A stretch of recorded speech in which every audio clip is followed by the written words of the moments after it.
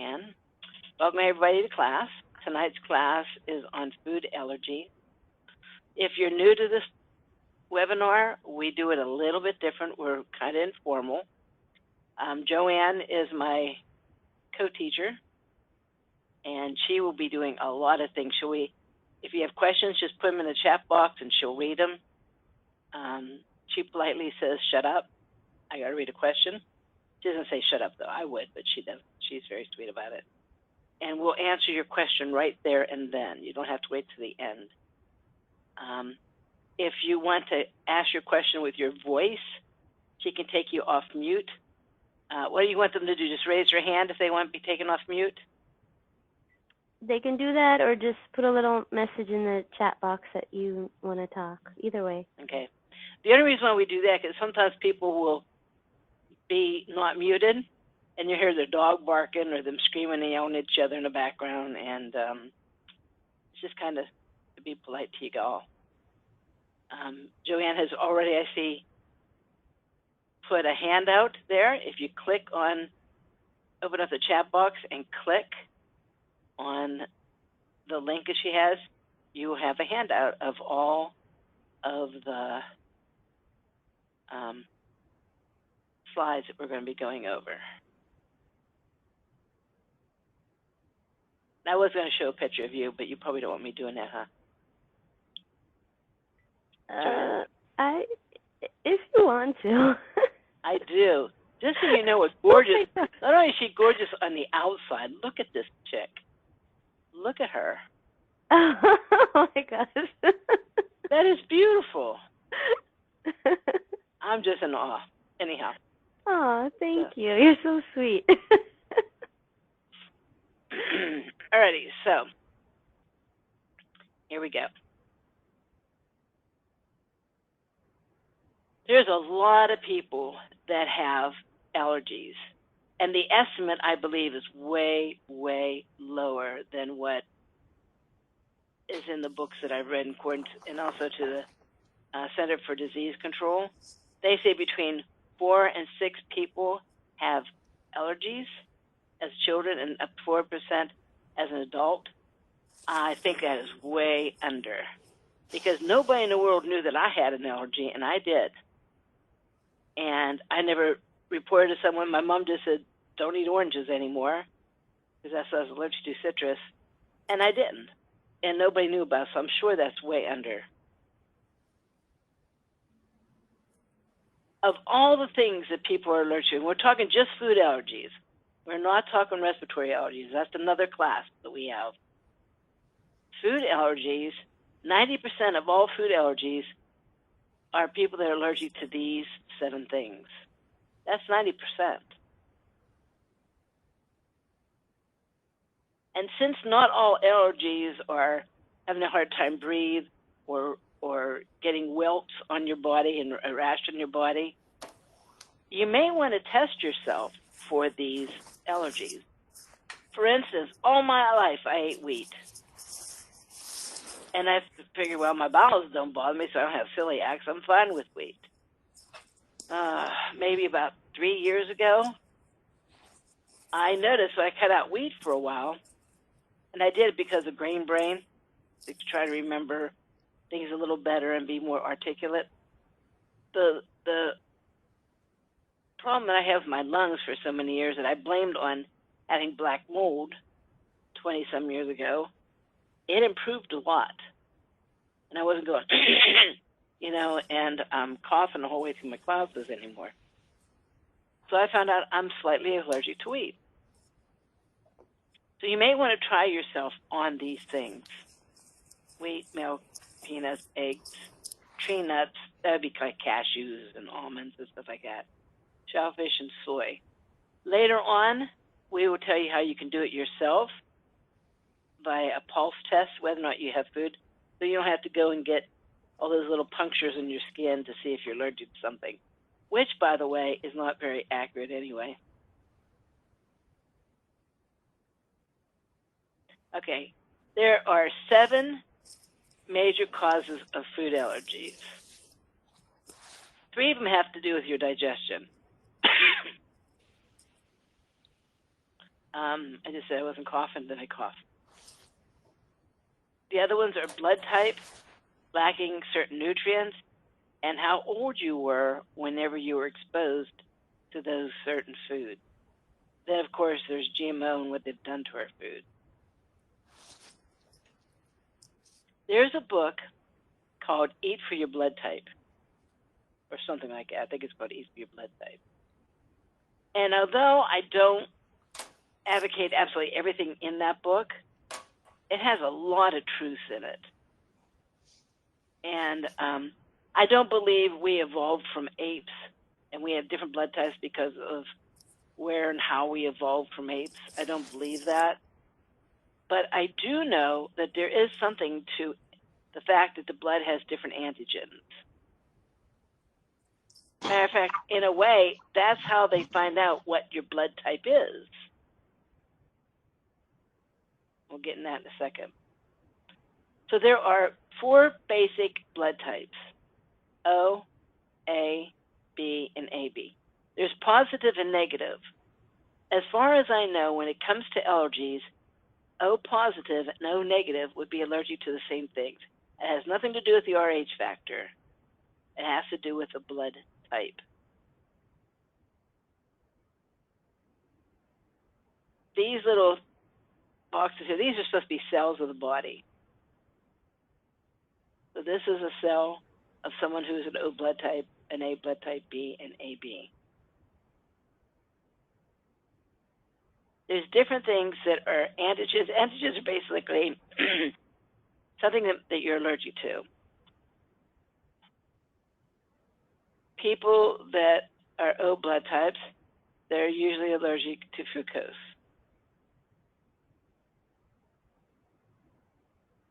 People that are A blood types are usually, see if I can pronounce this without goofing up the first time, N-acetylglycosamine. Oh, well, this thing right here. People that have a little triangle are allergic to these kind of foods.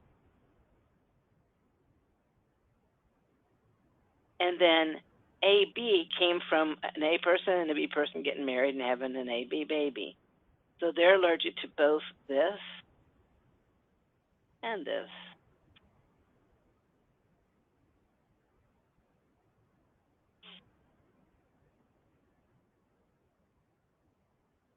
How you tell your blood type, or how they test for your blood type, is by using those. So what you do, and you can test your own blood from a kit that you get online. I did, because I found out I wasn't sure about my blood type, and I got a kit online for like $15, and I did this myself. If you go to a doctor, all doctors who have ever given you a blood test should have your blood type. If you have a child that's been born in the last 20-some years, they should have their blood type on their record. So legally, you can call your doctor and say, what is my blood type? And they have to tell you. If you're really cheap and you don't want to talk to your doctor, then you can always go give blood, and they will tell you what your blood type is. So whenever you do your own blood type at home, which I like doing it myself, it's kind of cool. What you do is you have a card like this. It had 4 things on it. And you make a drop of blood and you mix it with a solution and you rub it on here, rub it on here, rub it on here, and rub it on here. Some of it just looked kind of pale, and some of it kind of clots up on you. And you measure it to this little card that they send it with it, and it tells you, oh, if you have no reaction, no reaction, reaction, no reaction, that means you are O+. If you have no reaction at all, that means you are O negative.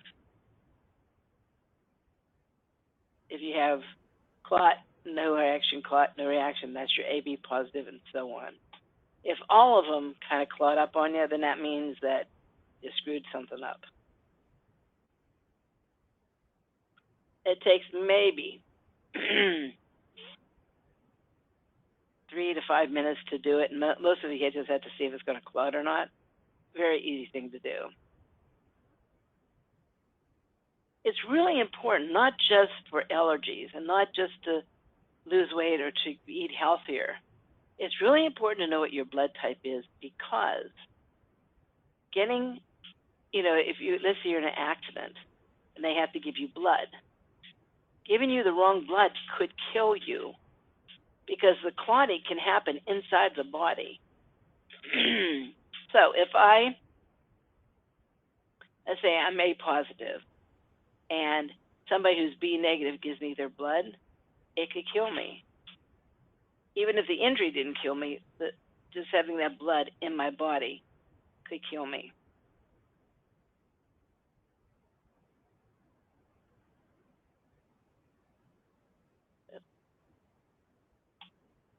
Okay. If given blood with a conflicting protein, it starts to clot inside the body. Also, the cells can burst open, releasing toxins in the body. So it can kill you. The Rh factor usually is not a problem, but it's something to know. And my mother used to say, you can choose who you fall in love with, because you don't ever date someone you couldn't fall in love with. If I was Rh negative, I probably would not date someone who's Rh positive, because the first baby oftentimes is okay, but the second time you get pregnant, your body builds up antigens against that blood type, and the baby, you could lose your baby. It could kill the baby. They usually give you a shot to see if that doesn't happen, but that's how specific this is and how important it is to know it. Any questions about your blood type? No questions so far. Okay.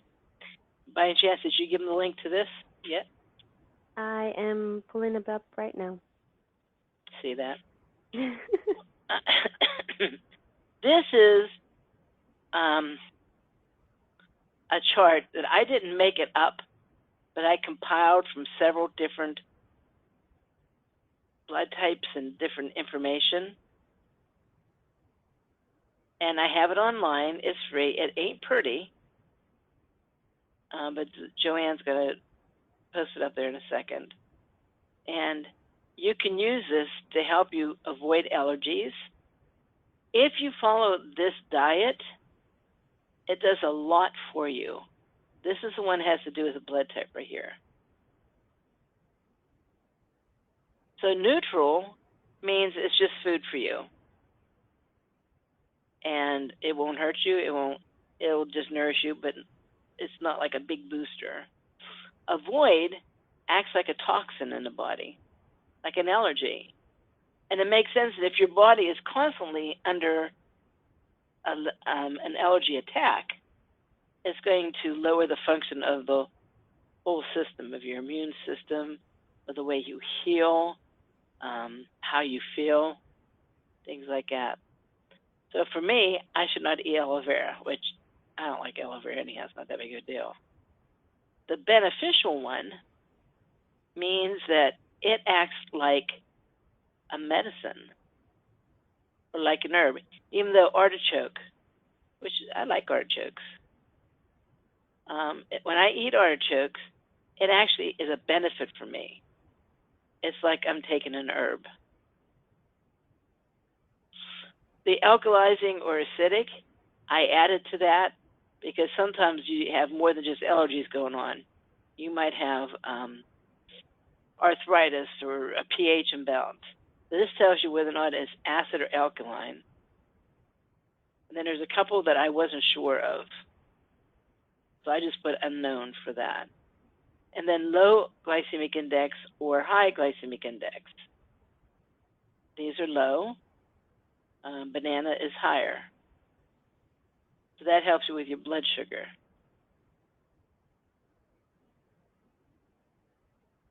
Okay, so Joanne has type A up here. So if you click on that, then you can memorize it, and then you would have it to print out later on. Like I said, it's not pretty, but it's pretty comprehensive. And Joanne's putting the other links in, but let me show you a little cheat thing here. If you go here and you change the blood type, this is type A. If you go back one and type in a B, then you get the next one, or A, B, or O. But you can print these out. Also, if you copy it, if you highlight it and copy it and put it in Microsoft Word, you can, the ones that are avoid, you can take completely out, and you can just have a list of the foods that are good for you.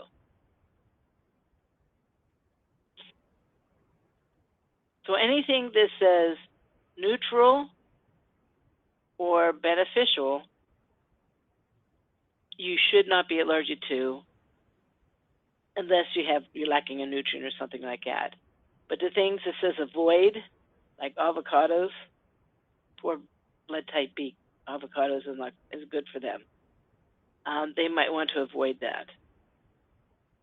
And this is really important because you know if you're fighting cancer or if your health is really bad, or your children, you want your children to grow up really healthy, that you don't give them sugar pops and sodas and stuff like that. But who would have thought of an avocado? If your child is a blood type B, which my daughter is, you don't want to be giving her a lot of avocados.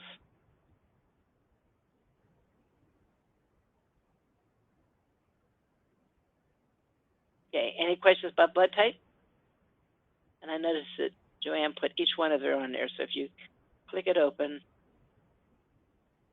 this is mine, type O.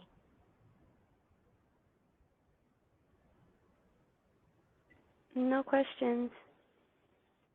Okay, baby. So that's one reason why we might be allergic to something, is because our blood type just doesn't tolerate it. The second reason that we could have a food allergy is that we don't fully digest it.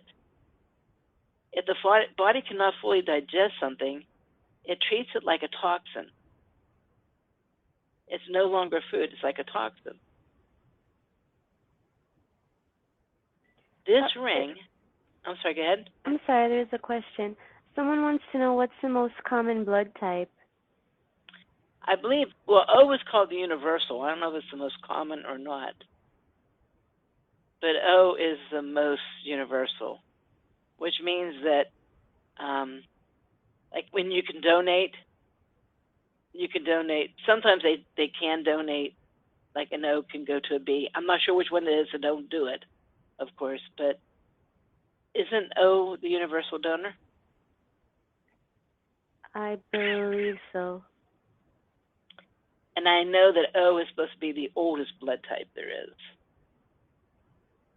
I'm not sure what the most common is. I know that B is really very, very uncommon. My father was a B, and like I said, my daughter's a B.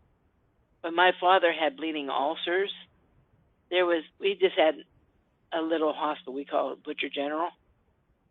And when they took him there, they said his ulcer's still bleeding, and we ran out of B blood.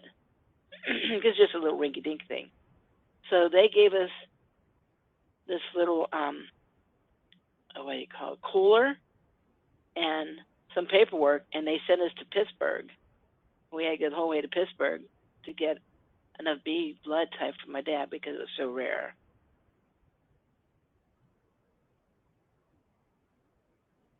But besides that, I'm not sure. Does anybody know what blood type is the most common? I think it's probably O, but I don't know.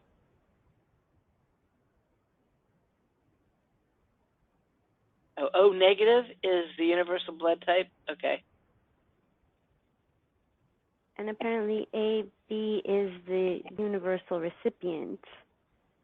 Yeah, I knew there was something like that. According to this, to one site, O positive is the most common. I thought it was. And I didn't know that O negative is universal blood type. I thought O positive was. So there's me not knowing that. Because they're usually pretty happy when I used to donate blood. But once you get diagnosed with having lupus, they won't let you donate it anymore, which is smart because you never know what can be transmitted through the blood. Okay, any other questions about blood type? And that's it. Alrighty. So if you see this ring, it reminds me of a watch band, of a metal watch band of a man's watch. If you flattened it out, it's the same distance, and it's like a band the whole way around the iris, the pupil of the eye. You should not see that. That indicates that you're not digesting up to par. Now that's different than this ring here. This is the nervous system. By the way, if you want to learn more about iridology, we're going to be teaching it, what is it, April or something? I think, Joanne? You don't have to look it up. I just thought maybe you knew offhand. But this solid band around here indicates you're not digesting well. And here's other ones are here.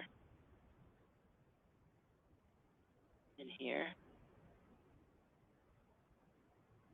And here. So if you see that in your eye, that means that your digestion is not very good.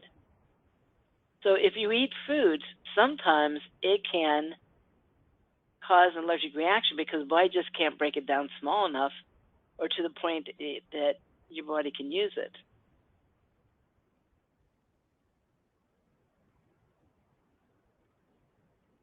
Usually it's because of lack of hydrochloric acid. The hydrochloric acid, or the pH of your stomach, should be around 1.7. Many people's are not. And if it's not 1.7, then food doesn't digest. 1.7 pH should be able to dissolve a razor blade. I don't suggest you eat razor blades, but it should be able to dissolve one. A lot of people think that they have too much acid because they're getting acid reflux, when in actuality, it is usually because they don't have enough. If I felt like I wasn't digesting, and since it's not digesting, it's probably burping a lot, maybe some heartburn, I would drink some lemon or vinegar. If I feel like I digest better after I've drank some lemon or vinegar, or you could just have a salad with lemon and vinegar on it, then I would probably think about my digestion.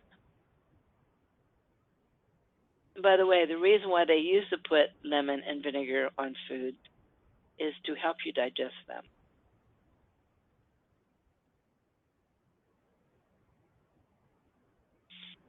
Symptoms of lacking hydrochloric acid is bloating and heartburn are probably the most common. These other and food allergies. The other things could be other stuff too. But you can look at somebody's lips. Your lips from here to the crease or the opening from here to here should be the same. This is my daughter's lips. She had really bad digestive problems. Matter of fact, she had an ulcer when she was 8 years old because the vagus nerve in her neck was pinched, and I didn't know about it. But if your upper lip is higher than your lower lip, that means your digestion problems is probably coming from your stomach alone. If the lower lip is bigger than the upper lip, let's say this lower lip came down here, then that would mean it's after the caloric valve. So it would be the duodenum or liver or pancreas that wasn't digesting properly.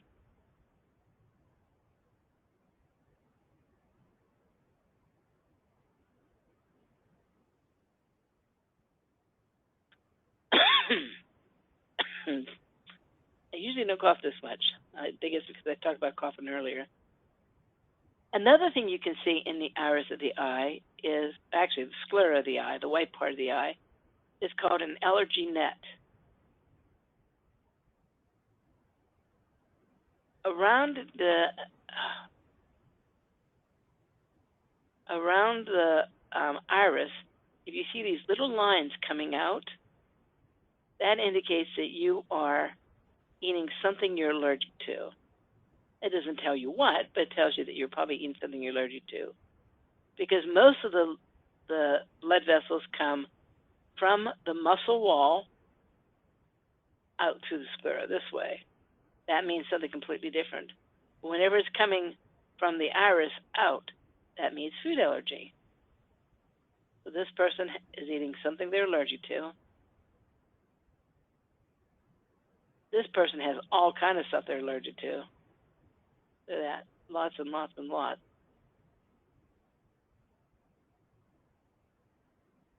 And this person too.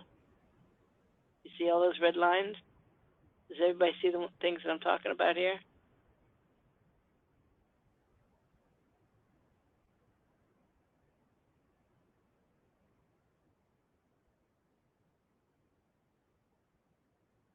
No questions? Okay. Then, sometimes the poor digestion comes from the liver. And I think food allergies, most of the time, my first thought is liver. It seems to be that causes more food allergies than just not your stomach not digesting.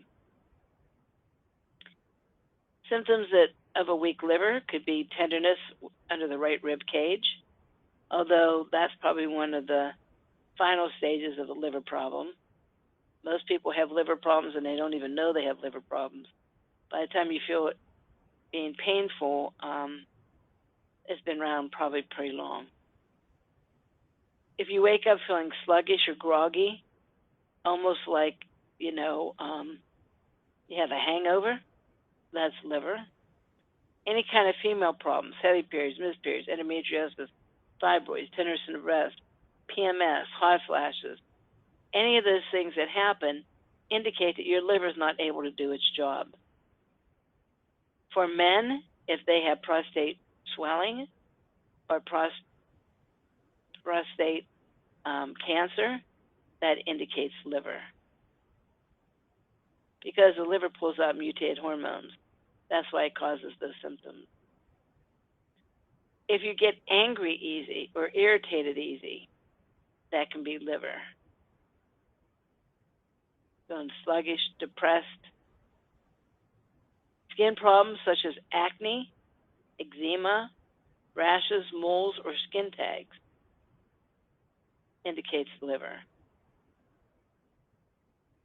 The number one cause of migraines is the liver.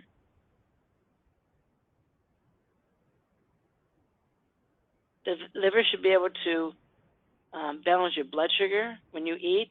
The liver takes some of it, it stores some of it, puts some of it in the bloodstream. So if your blood sugar is too high or if your blood sugar gets too low, it's probably liver.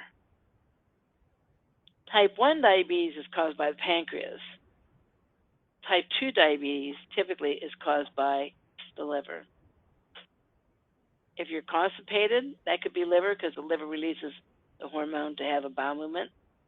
So if you're not having 3 bowel movements a day, then your liver's probably not too good.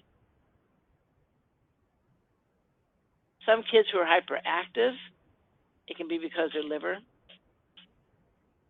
Hypochondriac. This one just really bothers me. I've had oodles of people over the years. They'll come and I look and I go, oh my goodness, your liver is horrible. And the liver has, it depends on what medical book you look at. Some say 2,000. Mine says 561 different functions. That's a lot of different functions. So people might have some of these symptoms like, oh, I'm constipated, my blood sugar's messed up, I have food allergies, I can't sleep, and the doctor says, well, you're a hypochondriac. Well, maybe not.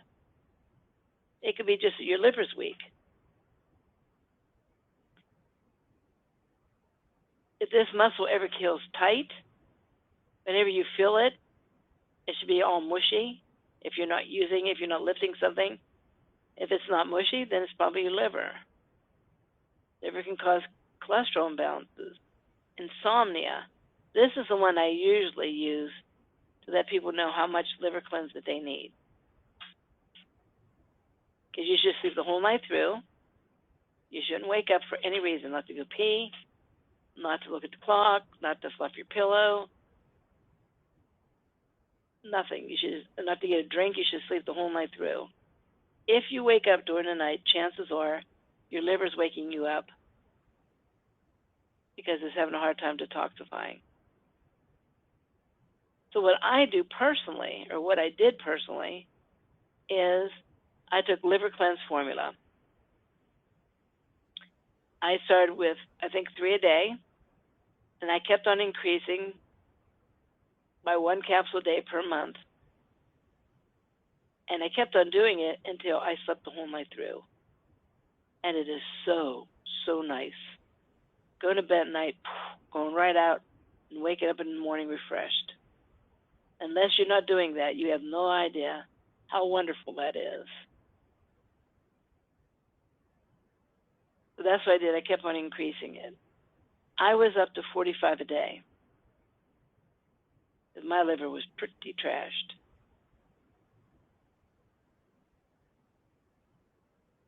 Anybody has a lot of if you bloat or pass gas a lot, that is liver. If you have a baby that has colic, there's probably something either wrong with the mother's milk because the mother's liver is not up to par, or the baby's liver.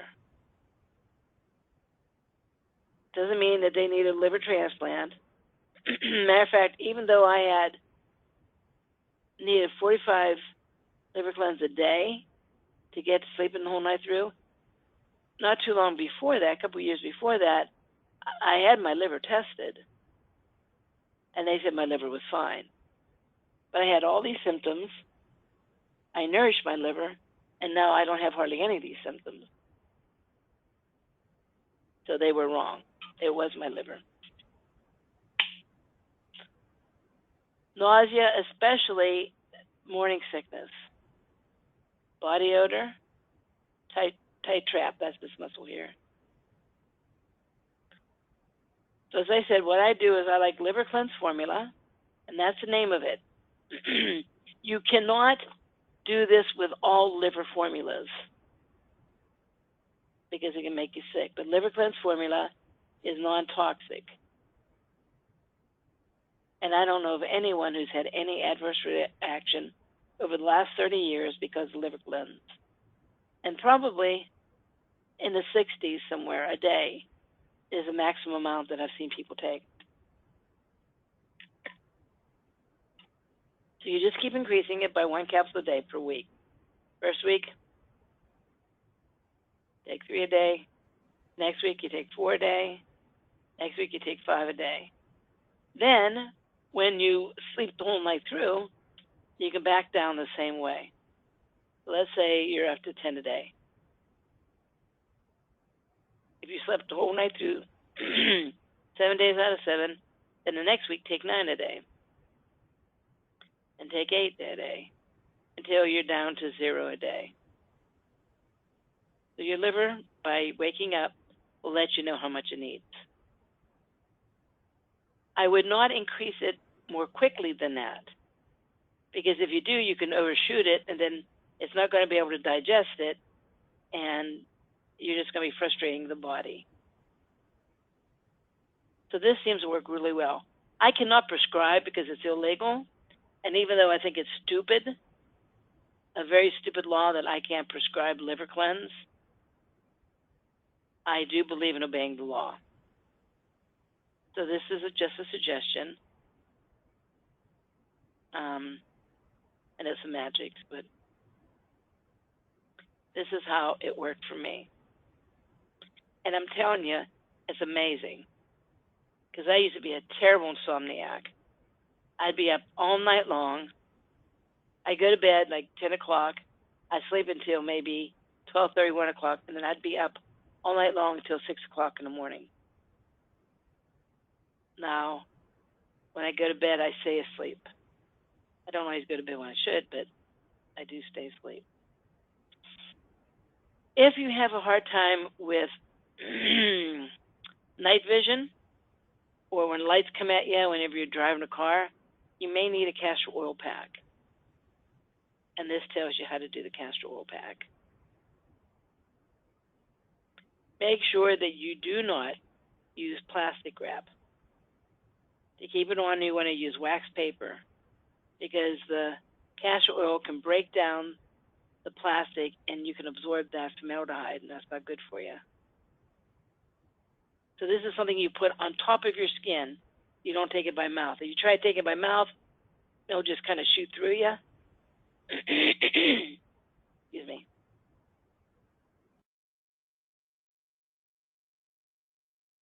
And it won't do you any good.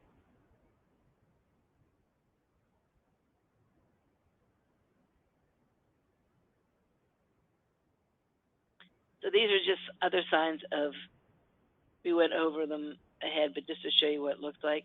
If you have a reddish tint to your hair, that's a sign of a liver. If you get allergy shiners or dark circles under your eyes, that's liver.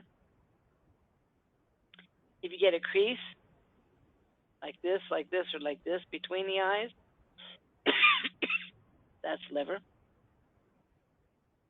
If your upper eyelid sags, excuse me, say something brilliant, Joanne, please.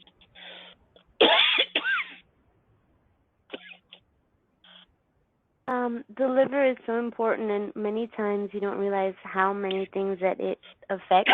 Because I had a lot of these. I had the reddish tint, I had the liver shiners, I had the psoriasis, the eczema, the insomnia, the skin tags. But working on my liver, so much is so better. So you don't realize how many things are connected to the liver till, well, taking Dr. Mary's classes and learning about it.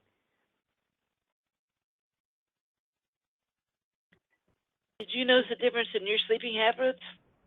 I was a horrible insomniac. I never slept. I couldn't go to sleep. I couldn't stay asleep. I just never slept. And working on my liver and other things, now when my head hits that pillow, I am out until the alarm wakes me up the next morning. Good. Okay, and that can be for everybody. That's how everyone should be able to sleep. Okay, psoriasis in the liver or eczema are liver symptoms. Moles, skin tags, this is what a skin tag looks like. Pinguiculas, little fat bubbles underneath the skin. Those are all symptoms of liver. In the iris of the eye, here's a pinguicula here in the eye, which is basically just one of these, but underneath the white of the eye. Brown splotches can indicate there's something going on with the liver as well. Here's other brown splotches here, and like an overspray of brown pigment here.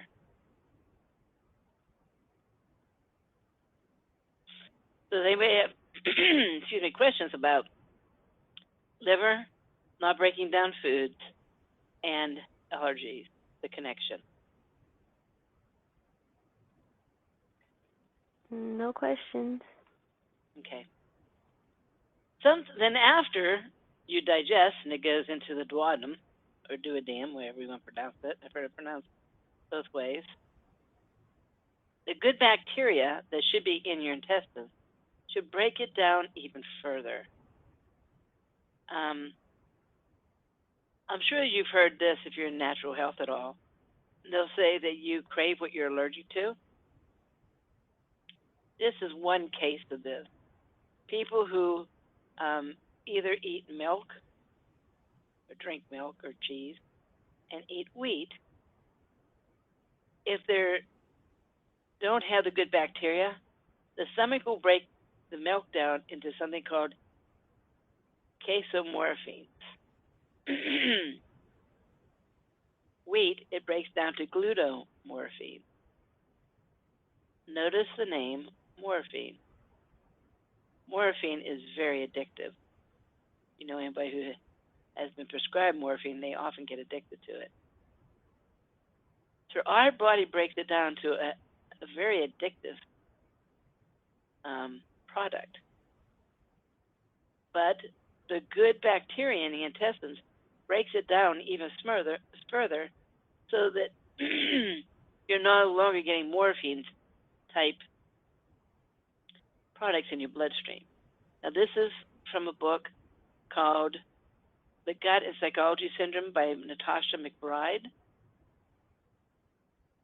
And whenever I saw this, I thought, no wonder I have such a hard time giving up bread. I do. I mean, you put a loaf of bread in front of me and I could do damage to it. A little real butter, And even though I stay away from it for all these years, it's very easy for me to want to go back on bread products. And this made so much sense. So making sure you have enough good bacteria in your intestines is helpful. For that, I typically suggest that people eat fermented food. Fermented foods are amazing. They're actually even tasty if you do it right. And they can make a major difference in your digestion and your body's health in general. They are sometimes a pain in the butt. Make sure you keep up on it. But it's definitely worth the hassle.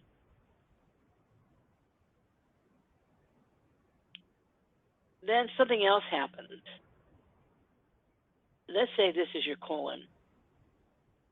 Inside the colon, there is a little mucosal lining.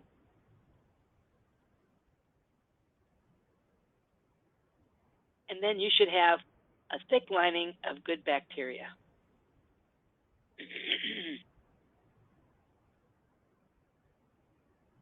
If you do not, toxins that are in the intestines can leak out through the pores of the muscle wall of the intestines. That is called leaky gut, and they call it leaky gut syndrome. And people get toxins within their body because their body absorbs it right out of the colon. If you have a nice mucosal lining and a lining of good bacteria, that does not happen.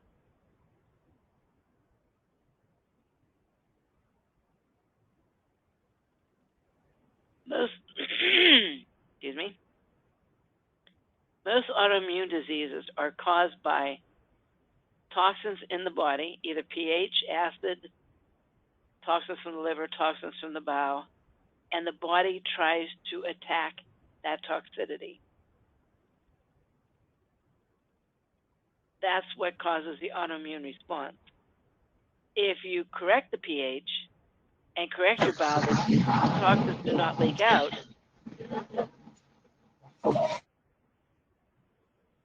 then you don't, oftentimes the autoimmune response will go away. So any questions about good bacteria causing, a lack of good bacteria causing food allergy? And that's what Natasha McBride's book is based on. No questions. Okay. Now, this information, lacking an accompanying nutrient, came from a book called The Ultimate Healing System by Dr. Donald Lepore. Lepore. And this one I have practical experience for. He basically says that if you have certain allergies to certain things, it's because of certain food that you're eating, because you are lacking a certain nutrient.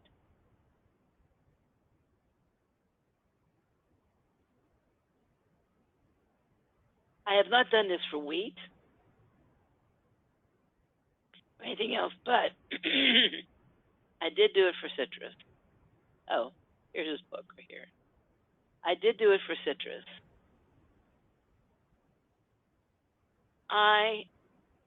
Even as a little kid, my mom would give us an orange once in a while. And she didn't give me oranges very often because my eyes would swell almost shut, my lips would get really, really big, and my throat would get really itchy. So she'd just make sure I didn't eat a lot of it. So I was telling somebody that whenever I was in one of my classes, and they said, oh, well, then you're probably lacking pancreatic acid, which is vitamin B5. And I thought, you're a very nice person, but I don't see how that has anything to do with it. How could I be so young and lack pancreatic acid? So I decided, well, pancreatic acid helps you with your sleep habits, because typically I could stay up all night long and sleep in until noon. That's my natural rhythm. It's not natural for my body, but I mean, that's my typical rhythm, let's say. Anytime you see me in bed before 1 o'clock in the morning, it's because I made myself go to bed almost. And I knew the pancreatic acid helped switch that around. If you take pancreatic acid, enough of it, long enough, you start getting tired at night and getting out of bed in the morning, you just like pop right out of bed early in the morning. So I took pancreatic acid probably for about 6 months. I was taking 6 to 8 a day. Now you have to watch, because pancreatic acid is an acid. It irritates some people's stomach. I could eat a tank and it not irritate my stomach. That's the only part of my body that works well. So I took 6 to 8 a day for 6 months, and then I thought, I'm going to try this citrus thing. And when I do things big. I go in one of those big orange plastic bags full of oranges. What is it, like 10 pounds in there or something? It's like a big bag. And I started peeling oranges. I ate nothing all day except for drank water, and I ate these oranges. The next day I got a little bit of diarrhea, and I'm sure it's because of the fiber in the oranges, the vitamin C and stuff like that. But my lips and my eyes never swelled. My throat did not get itchy. To this day, even though I don't take pancreatic acid anymore, or I haven't for a while, I am no longer allergic to citrus. My citrus allergy just went poof, gone.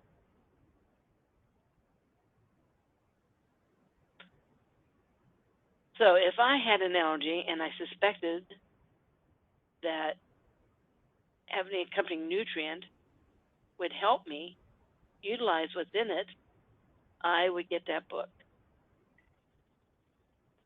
There's a question. Do food allergies cause thyroid conditions?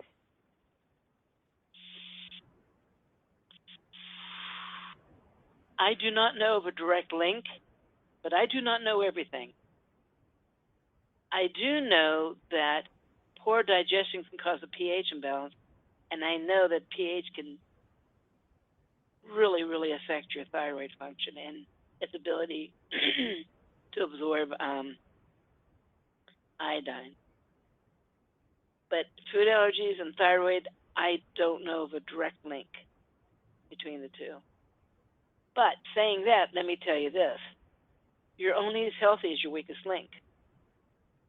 So if you do have a problem with a certain part of your body, making the rest of your body as healthy as you possibly can is going to help it, or has the potential of helping it.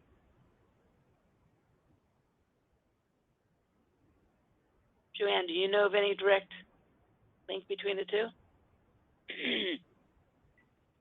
Not directly, but as you said, if you're missing the nutrients, it's going to affect everything. Yeah. Good.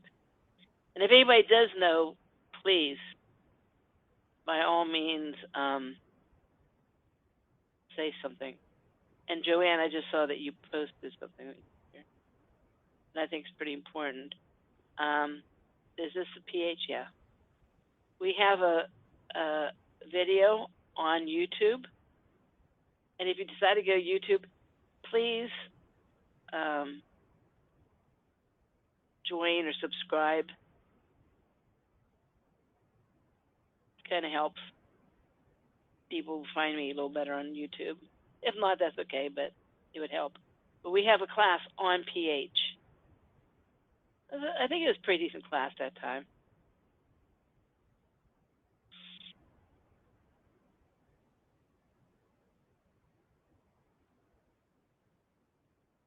Okay. The next thing that can contribute to allergies is how old you were when you were exposed to different foods. I believe breast milk absolutely, positively is the best way to go. You can take raw goat's milk and kind of add some things to it, but if you're able to, and not everyone is, and I understand that, but if you're able to, breast milk is the best thing you can do for your baby. Then, when you're going to start,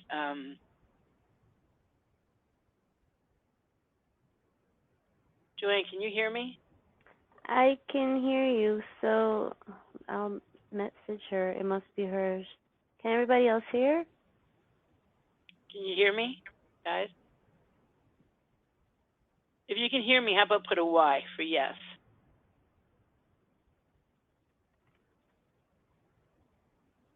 Yes, other people are hearing you, so it must just be her. Okay. Sometimes you have to, if you cannot hear me, you have to get out and get back in. It has nothing to do with something I can fix. It may be something going on with GoToWebinar.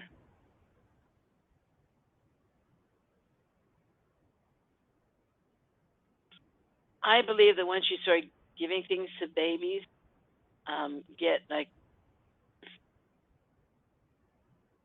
a Vitamix or something like that, and do raw vegetables and raw fruit. I would do grains a little bit later, although they usually put baby right on rice cereal or whatever, some protein. But I would wait for eggs, for honey, and especially for nuts. You know, a person could live the rest of their life without having peanuts in their life. Peanuts stop enzyme production, or they inhibit enzyme production. So they're not really good for you. My understanding is, and I hear it from people all the time, that the newest thought is, since there's so many peanut allergies, what you do is, when the baby, as soon as you can, start introducing peanuts and peanut butter to a baby's diet. I really question that. Nuts are really hard to digest, and I cannot see a benefit of putting peanut butter on a pacifier for a baby, hoping that they won't have a food allergy later on.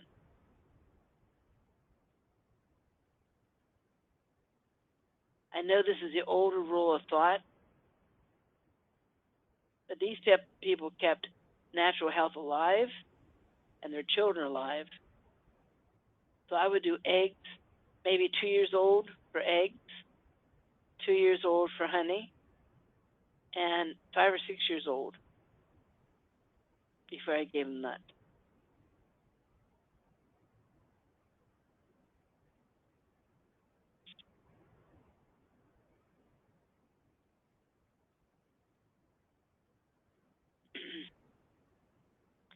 sometimes people are coming out with, oh, is there any questions about any of that? You know what? We have No somebody. questions. Okay. Mm. Janet, I just said, oops, no, I didn't. I just unmuted you, Janet. If you want to unmute yourself, you can ask the question. I see that you have your hand up.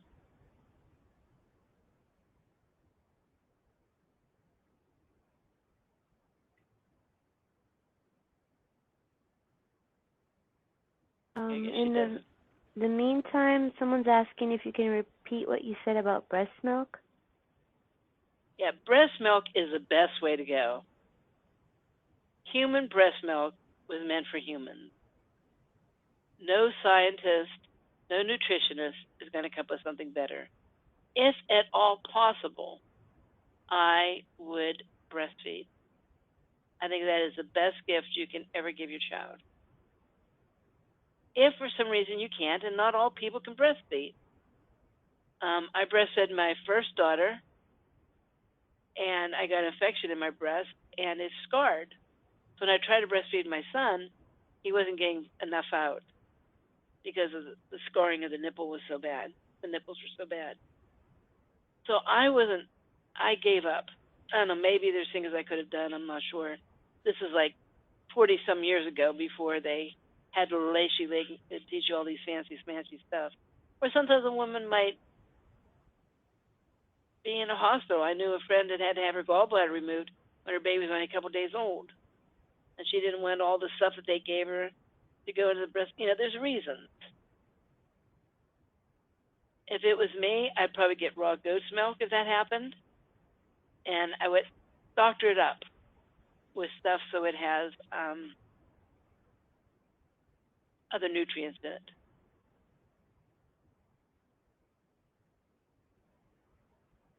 But whenever possible, breast milk's the bomb. It really is. Did you have any questions about breast milk?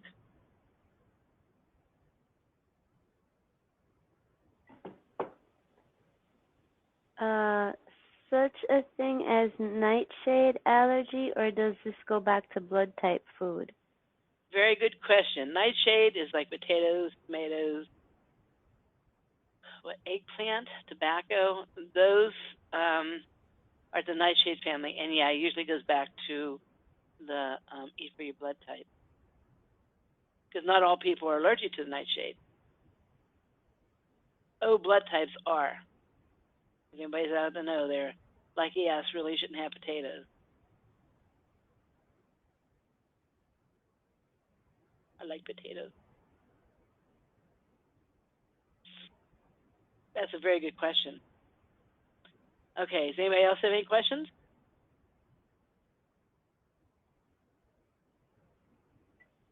So those No are the other. 6.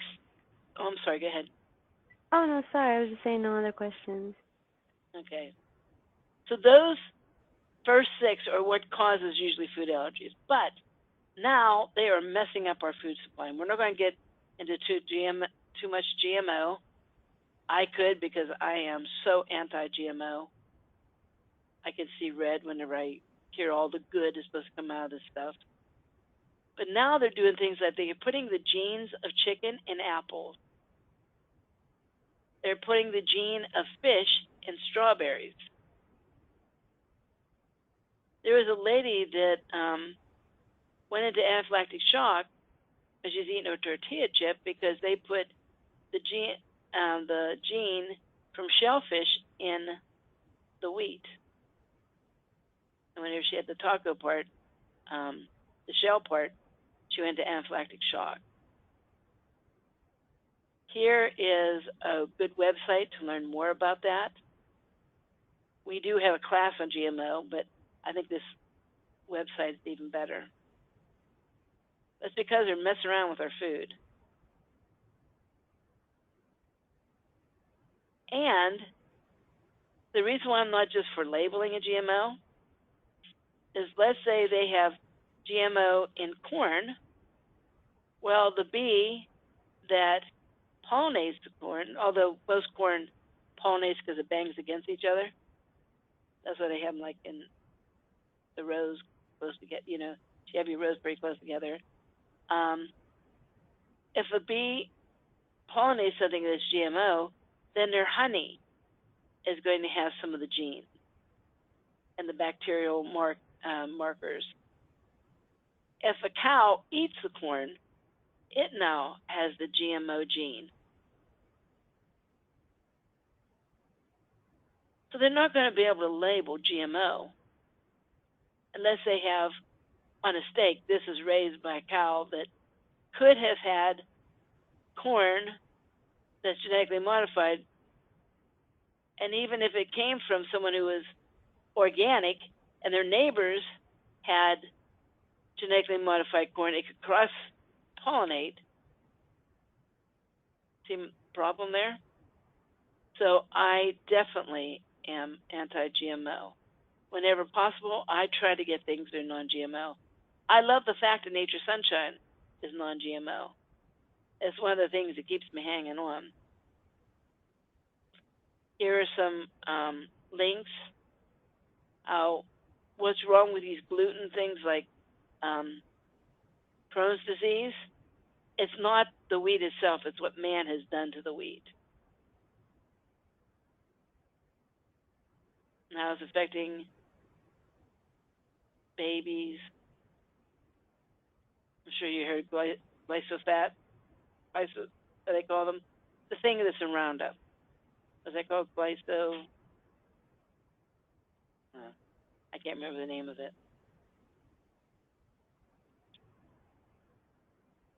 Here's more. And now they're calling it genetically modified. They call it genetically engineered. They keep changing the name of it.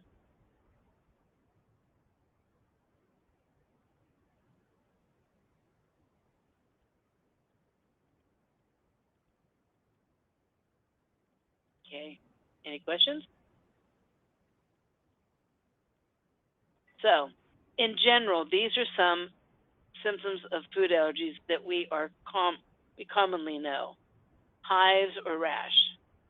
People say, oh, you ate something you're allergic to. Wheezing or shortness of breath or persistent cough. Collapse could be it. Tightening, hoarse throat, trouble swallowing, and in my case, with the oranges, my throat just felt really itchy, like I wish I could scratch my throat. It felt itchy. Swelling of the tongue, the ability to talk or breathe, weak pulse, pale or blue coloring of the skin, dizziness, fainting. Anaphylaxis is whenever you stop breathing. So these are things people go, oh, my goodness, they must be allergic. Well, there's a book by Doris Rapp, and the name of the book is This Your Child? Excellent book. I highly recommend this book if you suspect that you or someone you love has allergies.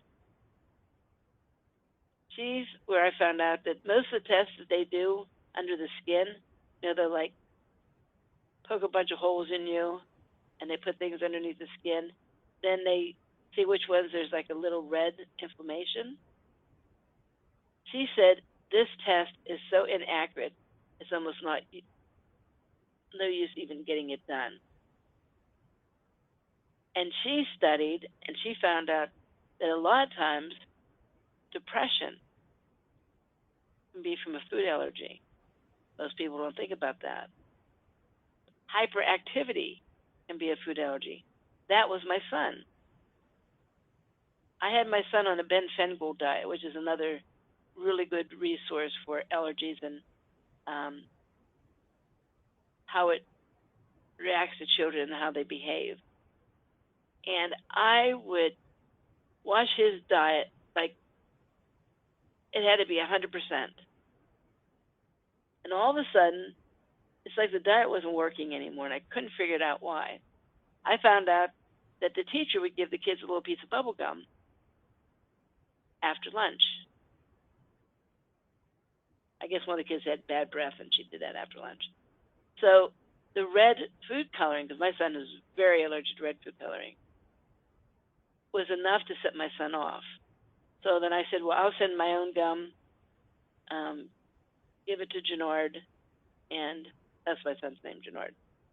And then he was good for a long time. Then he started, again, the diet wasn't 100%. I didn't understand why.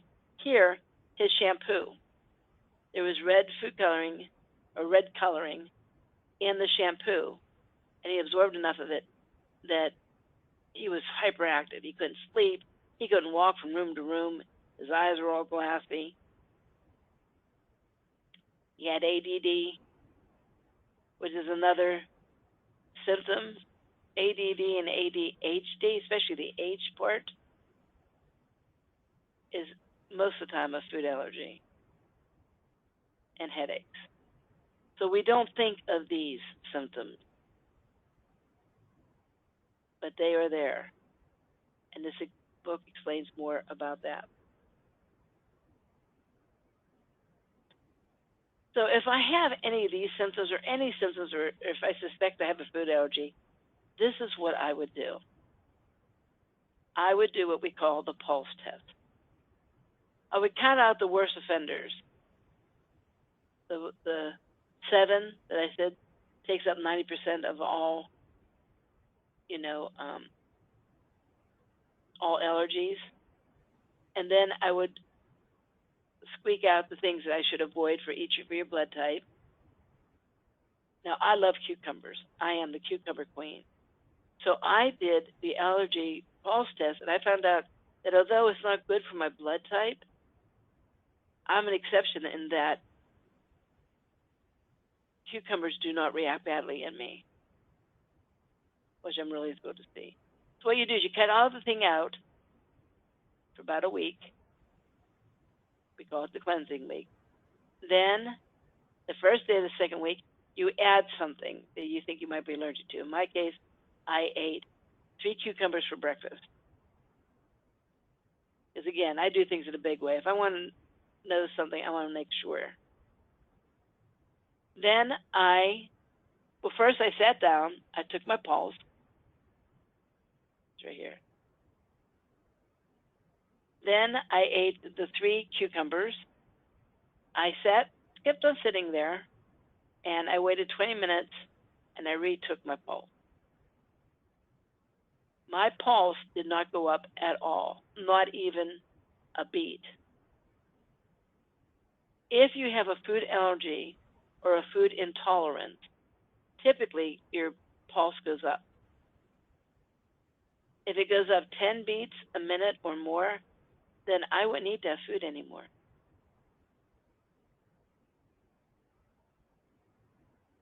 Of course, this is not to replace going to the doctor or, like if you're in the middle of anaphylactic shock, you don't test your pulse. You gotta use common sense in this stuff. But it is a really good way of trying to tweak things and find out, indeed, I'm not coughing anymore because I forgot saying about the wheat. But whenever I test for wheat, my pulse goes up like maybe 14 points. So that's a real no-no for me.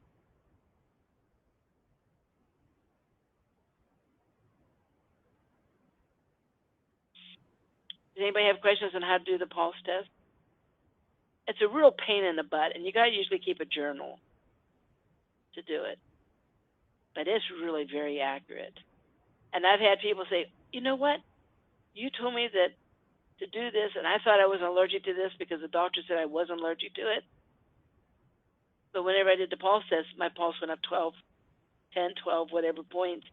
So I am allergic to it. I cut it out, and I feel better. So you don't have to replace those tests that the doctor does for you, but this will help you hopefully tweak it a little bit.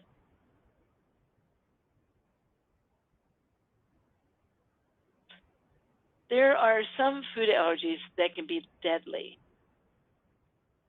My oldest granddaughter had a friend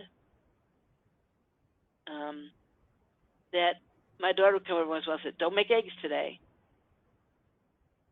Because, and then she'd say that girl's name, is coming over. I live in my own, I have in-laws quarters built onto my daughter's house. So my daughter has her house, and then I have like this little apartment. So cooking eggs on my side could induce an allergic reaction, a serious allergic reaction, to that little girl that would come visit my granddaughter. Some are really terrible. Another thing is there was this elder in our church. They were cutting up, they made fudge. They cut up the fudge, peanut butter fudge, and they wiped it off a little bit with a rag. And then they were cutting up the chocolate fudge. And he says, "Oh, can I have a piece of the chocolate fudge?" Whenever they were all cut up, they gave it to him, and he went into anaphylactic shock that they had to call an ambulance. And they found out it's because he's allergic to peanut butter, that even though they wiped off all the oil and I thought they didn't wash with soap and water, and he went into anaphylactic shock. So allergies are nothing to piddle fart around with. Not only can they cause things like OCD, and that's in the GAPS diet, and addictions, but it can cause serious anaphylactic shock. Nature Sunshine, a couple years ago, taught us what to do for someone who's going into anaphylactic shock. And I'm going to teach you just a little bit. If someone you know is going through anaphylactic shock, first ask them if they had Benadryl or an EpiPen.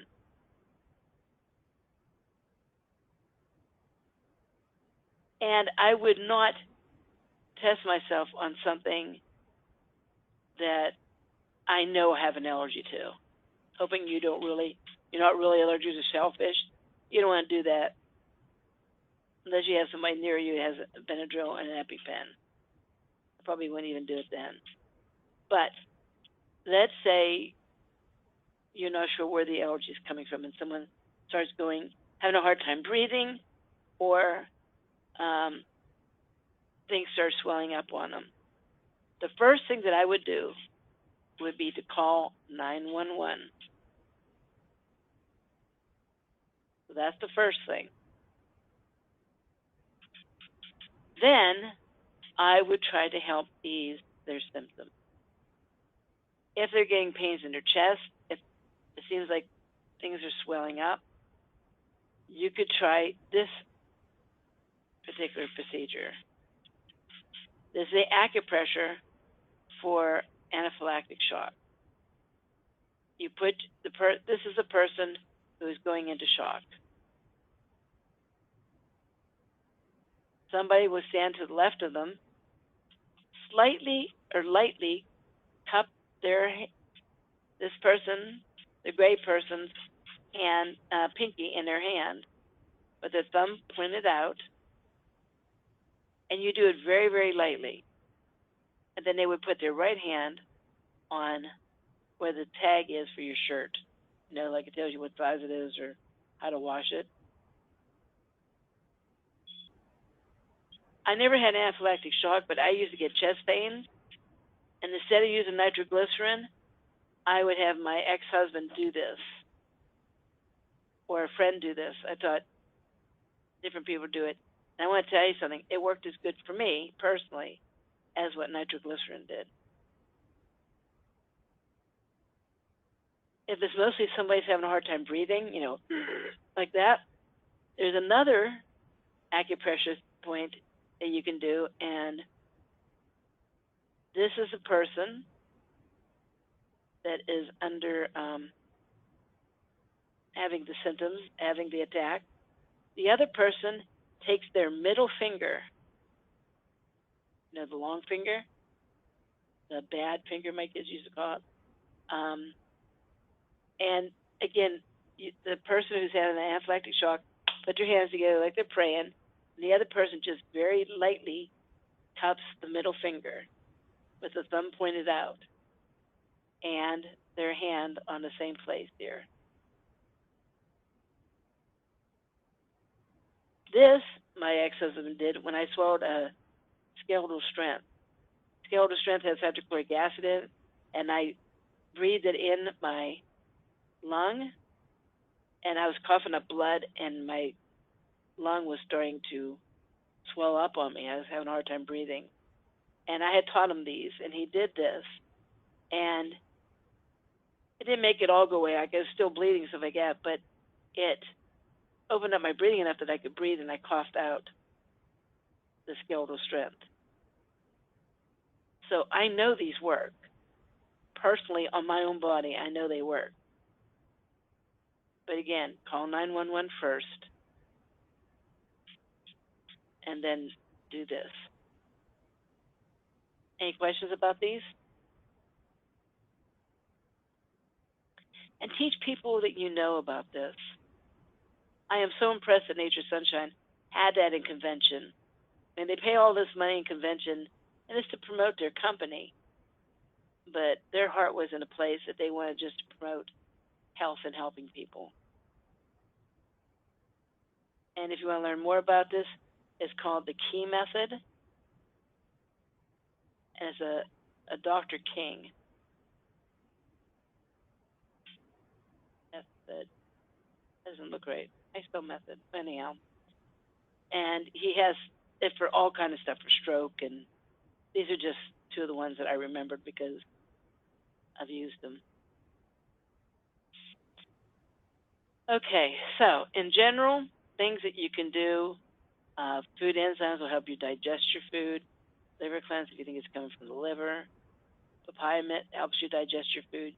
You can eat papaya mint all the time. And there's papaya enzyme for kids. Eon patches you're supposed to put on your adrenals, and it's supposed to help because your adrenals produce histamine that causes things to swell. I've never used this. Matter of fact, I question strongly whether or not it works, but I took a class that said it does. But this one, I'm not sure. Glutathione helps phase 2 detoxification of the liver. So if you get only so far with your liver and you can't get it completely hunky-dory, you might want to be able to do liver, detoxify the liver by glutathione. And actually, the very best, do you still offer glutathione to people, Joanne? I do. Okay. Joanne, the sweet lady that she is, offers glutathione cheaper than I can get it myself. So I think I'm your sponsor, aren't I, in glutathione and LifeWave? Yes, you are. Okay. So I am her sponsor, and she can still sell it cheaper than what I can get it myself. So she's the one to go to. Parsley is good for the adrenals. It helps a little bit. I don't really like Histoblock. I mean, you can do it if you absolutely need it, but I would rather take care of the problem. Work with the person's deficiencies that they may have. Clean out their body. And if you do, the allergies can go away. It depends how severe your allergies are and how long it would take. But I know, again, my citrus allergy is completely and totally gone. That's the only allergy I've really had, so I can't. And none of my kids ever had an allergy. But people come back and they tell me, yeah, I'm no longer sensitive to this or to that. Okie dokie. So that's the scoop about food allergies. Does anybody have any questions?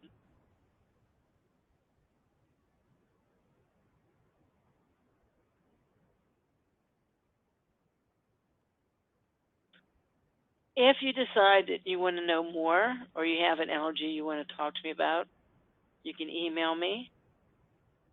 If you want to buy any of the things that we talked about, Joanne, this is her email. This is her phone number. Since I'm semi-retired and don't really sell herbs anymore, she is willing to do it, and she sells them at wholesale prices. And she has an amazing Facebook group. Love, love, love, love, love her Facebook group. And she's caring and loving, and she would never be nasty. So you can call her up, and she will help you, I'm sure. There's a question. On the liver sora pic of the brown iris, could you please explain the signs of liver here? Okay. You mean this one right here? This is a lymphatic eye. This person's eye, if everything was absolutely hunky-dory, I believe would be a blue eye. The brown pigment that is here lets me think, I think there's something going on with the liver. So if I see this, I will ask the person the symptoms that we talked about and see if they have the symptoms that indicate liver. Someone who has genetically brown eyes, people that their lineage comes from American Indians or Africans or sometimes Greek,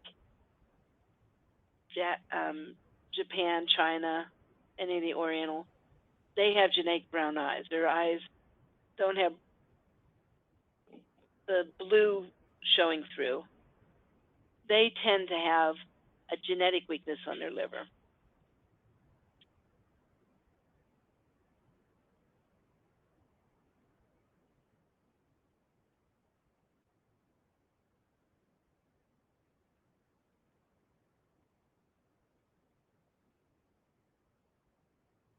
When I see this, I go, uh-oh, do you have these symptoms? And inevitably the person says, oh yeah, I have this, this, this, and this.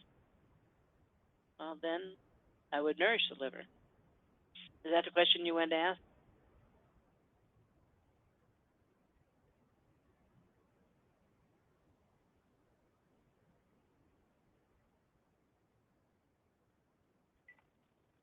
What about the brown eye next to it?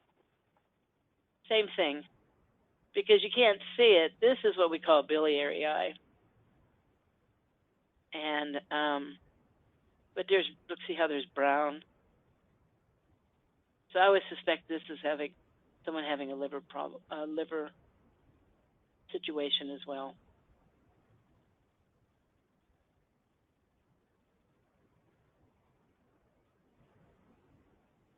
People are saying thank you, and Janet says thank you so very much. Appreciate you sharing your expertise. And Joanne, I thank you for donating your time and all the links that you do and everything. And if anybody wants to thank anyone, they should thank Joanne, because if it wasn't for Joanne, I would not touch classes this year. It's because she volunteered to help me that I'm even doing this. And thank you, Joanne. I appreciate it, because I do like the class. Oh, my pleasure. Thank you. Okay. So, any other questions? No, Julie and Karen say thank you. I'm glad you came. What's our next class, do you know? Next class is headaches and migraines. I posted a link. See? She's good. Too bad I can't pay you for it, because you definitely deserve it. You're on the ball. You've done so much for me that you've done more than money could ever be. You're sweet. You give me a little more credit than you should, but I do appreciate. There you go. Look at that. Showing your name and stuff again, though, to register. But thank you so much, Joanne. You're welcome. All right. Well, I hope you guys go and find out what you're allergic to. And you don't have to have hives to be allergic. Remember that. And anytime you have allergic response, it brings down the health of your body a little bit. All righty. Well, you all take care and have a good evening. Good night, everybody. Bye, Night. Joanne. Bye, night.